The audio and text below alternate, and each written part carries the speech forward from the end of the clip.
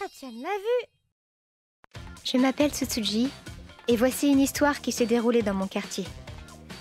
Près de chez moi vivait Monsieur Katsura et sa femme. Ils étaient très riches. Sa femme Yuzuriya était canon. On aurait dit un top modèle. Mais voilà, cette femme-là cachait bien son jeu. Un beau jour... Oh, tiens! Voilà une voiture devant chez Katsura. C'est un invité. J'ai passé un coup d'œil dans la voiture et... Hein?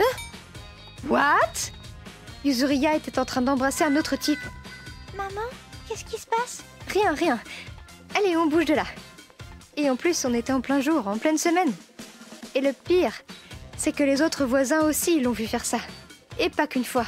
Je l'ai vu au moins avec 10 types différents. Où est-ce qu'elle les trouve tous? Elle pourrait au moins se cacher un peu.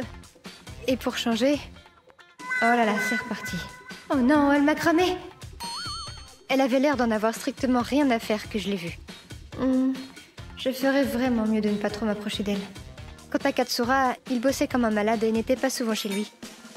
Il n'avait pas la moindre idée de ce qui se tramait dans son dos. C'est peut-être mieux comme ça, après tout. Quelque temps après, Yuzuriya tomba enceinte et donna naissance à une fille. Tout le monde se demandait alors, mais qui est donc le père? Puis quelques années plus tard, Anna, on va se promener? Ah! J'ai enfin compris. Anna, tu marches de mieux en mieux? Ah! Ça se voyait comme le nez au milieu de la figure. Ah! Son père. C'est Tachibana, aucun doute. Il habitait dans le quartier jusqu'à ce que Yuzuriya mette au monde sa fille. Il vivait avec sa femme et son fils. C'était un type sympa. Son fils avait 2 ans de plus que la petite Anna, mais... Ils se ressemblaient vraiment comme s'il s'agissait de 2 jumeaux. Les preuves s'accumulaient. Tu vois, en fait, ces deux-là, ils ont un grain de beauté exactement au même endroit. Et pour te dire, Tachibana possède lui aussi un grain de beauté exactement au même endroit. Katsura ne connaissait pas Tachibana, alors il ne pouvait se douter de rien, mais... Si Tachibana était resté dans le coin, j'ose imaginer le bordel que ça aurait été. Ah, ça... Mais voilà. La vérité refait toujours surface. Un beau jour, la communauté de quartier avait organisé un barbecue pour la fête des enfants, et nous y sommes allés. Miam! Oui! Katsura, est-ce que je vous rajoute un peu de charbon? Oui, on va aussi changer la grille. Katsura était aussi là. Yuzuriya ne venait jamais vraiment à ces événements. Katsura le savait et veillait toujours à rattraper le coup en participant et en aidant comme il le pouvait. Désolé, je vais vraiment essayer de les faire venir au prochain événement. Aucun souci. On ne veut pas vous forcer. Tout le monde savait ce qui se tramait, mais on agissait comme si de rien n'était. Peu après... Bonjour tout le monde, ça fait un bail? Hein? Mon fils m'a dit qu'il voulait jouer avec ses copains. J'espère que ça ne vous ennuie pas si je vous rejoins. Oula! Ce jour... aura fini par arriver. Anna? Hein? Je ressemble à une Anna, c'est ça que vous voulez dire? Oui, regarde cette photo. Waouh, c'est abusé! On dirait moi! Puis Yuri a également regardé la photo et s'est rendu compte de cette triste réalité. Son visage tourné au vert. Comment?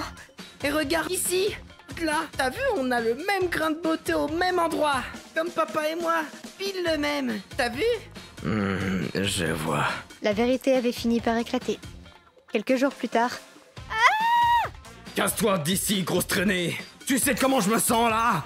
On entendait des hurlements, des gémissements et des objets se briser depuis la maison de Katsura. Casse-toi, je te dis! Un voisin a même appelé la police tellement ça devenait bruyant. Azami-san, qui passait par hasard par là, nous a alors raconté. C'était vraiment pas beau à voir. La maison était dans un bordel pas possible. Les fenêtres étaient toutes brisées. Katsura était rouge de colère et avait le visage abîmé par le chagrin. Il empoignait même les cheveux de Yuzuriya. Elle était agenouillée au sol, mais je pense qu'il aurait pas manqué de la rouer de coups si la police n'était pas passée par là.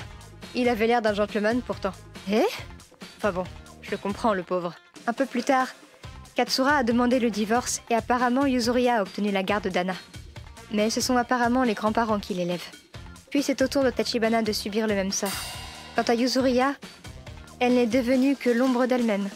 Sa beauté passée avait disparu. Ses cheveux étaient en pagaille, son regard vide, sa peau rêche et sale. On l'a vu partir devant la maison de Katsura et se mettre à genoux afin d'implorer son pardon. On l'a ensuite vu disparaître loin. Katsura n'est plus jamais revenue dans cette maison. Elle a d'ailleurs été mise en vente et a disparu de nos esprits, tout comme Yuzuriya.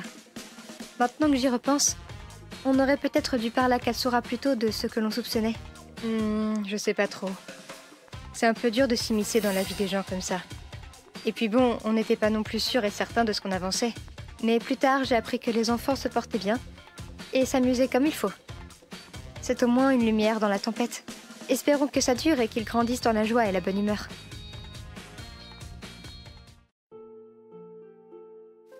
ご視聴いただきありがとうございました。調べてみると、ほくろが遺伝するというのを認められていないそうです。ですが、父親と息子と娘、全員に同じ場所にほくろがあるってすごい偶然ですよね。